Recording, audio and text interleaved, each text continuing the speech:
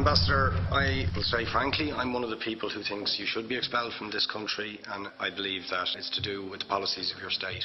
If I was Jewish and had never stepped foot in Israel, I could claim citizenship there tomorrow, but 6 million people whose origins are in what you now call Israel, who were forced out in 1947 or 48, do not have that right. Isn't that part of the reason why the Palestinians are in dispute with Israelis? Because you deny them the right to return to their homes and to their land and to their villages, and that they have a legitimate claim, even under international law, to return, but you deny them that right.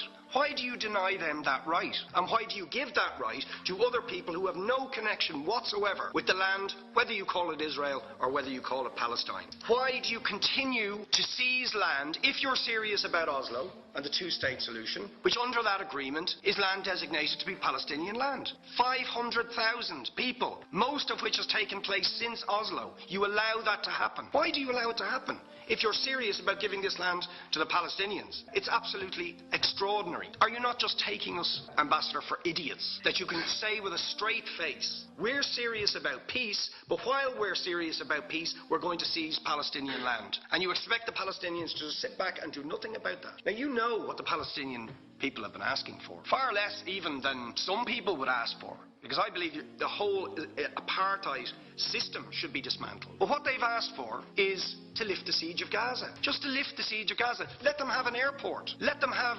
ports. Let them not be dictated to by a government for whom they do not vote as to what can go in and out of their territories, whether they will have power, whether they will have clean water, whether they will have medicine. What makes you think you're allowed to have nuclear weapons and the fourth biggest army in the world and visit destruction on the people of Gaza, but they have no right to defend themselves? They have no territorial sovereignty over that land. Could you ask questions, please? How do you justify that? Yeah. All right. How do you justify those double standards? Very lastly, Ambassador, people like Bishop Tutu, Nelson Mandela, and I would certainly describe your state as a apartheid state, with different laws for people depending on their race or religion. For example, at checkpoints going into the West Bank, there's a channel if you're Israeli or European, and there's a channel if you're Arab. Just because you're Arab. If you came into Dáil Éireann and they stopped you and said, "Are you Jewish?" "Oh no, sir, you can't come in through the same entrance